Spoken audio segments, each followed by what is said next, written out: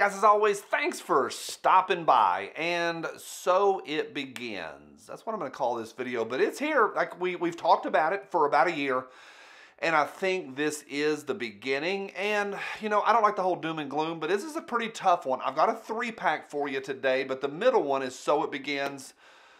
And I don't even know what to say about this article that came out today. I don't think I'm overselling it. Let me know what you think by the time we get to the end of this. Got a 3-pack for you. Buckle up.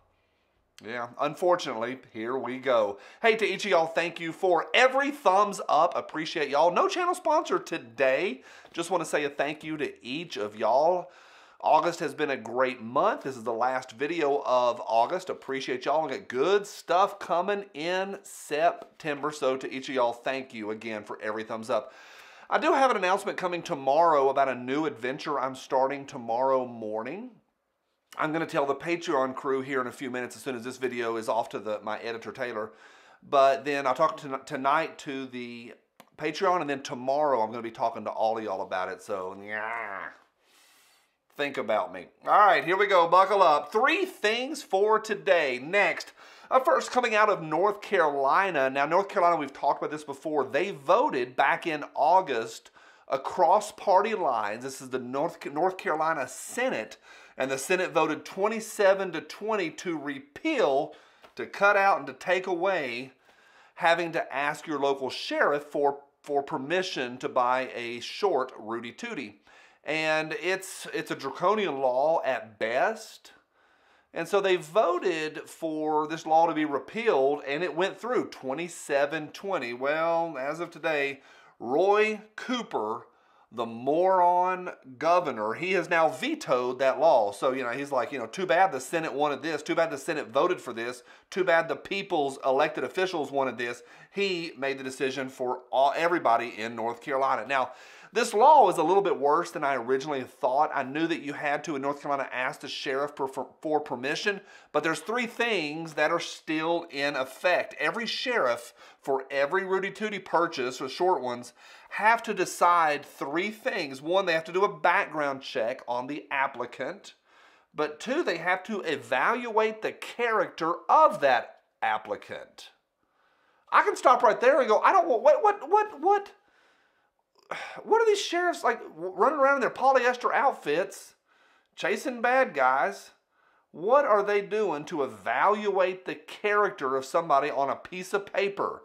And then the 3rd thing they have to do is to ensure that that Rudy Tooty will be used for the intended purpose.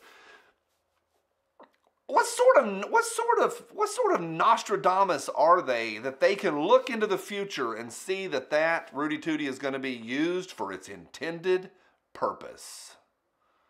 People buy brand new cars all the time, and then the 2nd owner, the 3rd owner, the 9th owner eventually drinks and drives and kills somebody with it. But it wasn't used for its intended purpose. Roy Cooper has vetoed that bill. We'll see what happens down the road. All right, next.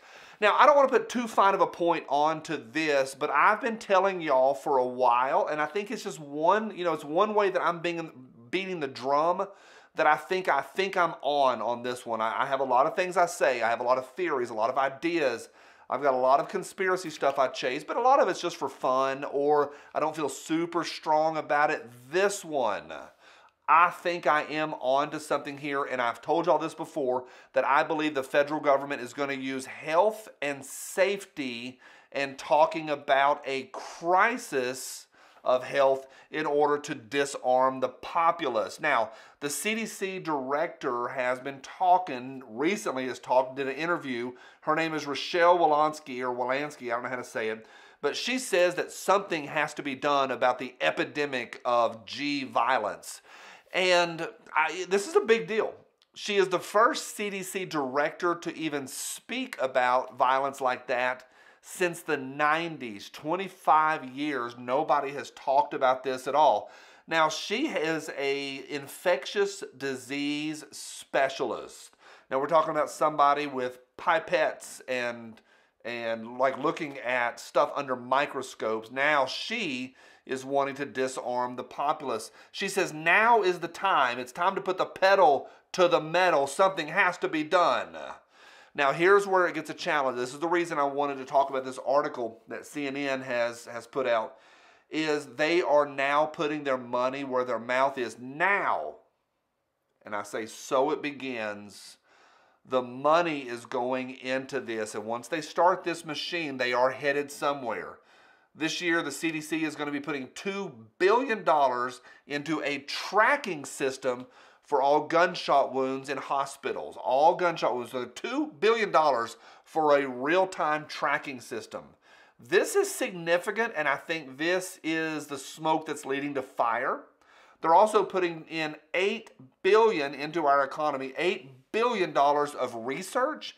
And a lot of these research projects, there's a bunch of them, are also educational things. Some of them didn't look that bad, to be honest. A few of them looked pretty good, but most of them looked absolutely terrible. I believe that this is the angle, the current angle that they're going to be taking, because as we learned about them leaving the dogs overseas this morning, that, and yes, I know people are always saying those were contracting dogs and not military dogs. The federal government doesn't care. They will, to quote IV-88 Eric, literally leave you locked in a cage in enemy territory. They don't care about us. They care about control, power, and money, and maintaining that power. So the CDC is now chirping about this. Somebody who specializes in infectious diseases is now wanting to tell me what I can and cannot own. I believe I'm going to keep watching this, but I believe this is significant. Next, now the third one, the AFT chief, the chief counselor, their chief lawyer, which is a pretty important position. According to AmmoLand, he is going to be stepping down at the end of next month, the end of September. And we now know, thanks to a leak that AmmoLand has found out about, the new chief counselor is going to be Pamela Hicks, and they have done their homework. AmmoLand did their homework on it, and it's a dumpster fire. Now, this chief counselor does set policy, legal policy that does affect us. And this AFT new counselor, her background, 3 things. She has donated to the DNC. She has donated to Emily's List, which is an anti-freedom organization, and also directly donated to the Hillary campaign. It couldn't be worse news for us, but also not all that shocking. There's a 3-pack for you, none of which are good, but I would like specifically to ask you in the comment section, where are you at with this entire CDC and them starting to chirp, starting to talk about a crisis and something needs to be done, spending $10 billion this year of money they don't have. Remember, the federal government does not make a single dollar. It's all your taxes. Yep, Democrats really good at spending other people's money. Don't get me started. I'll be back tomorrow with an announcement. I'll see some of y'all over on Patreon tonight. We're going to have a great week this week, culminating in Spicy Friday here in a few days. See y'all soon. Bye.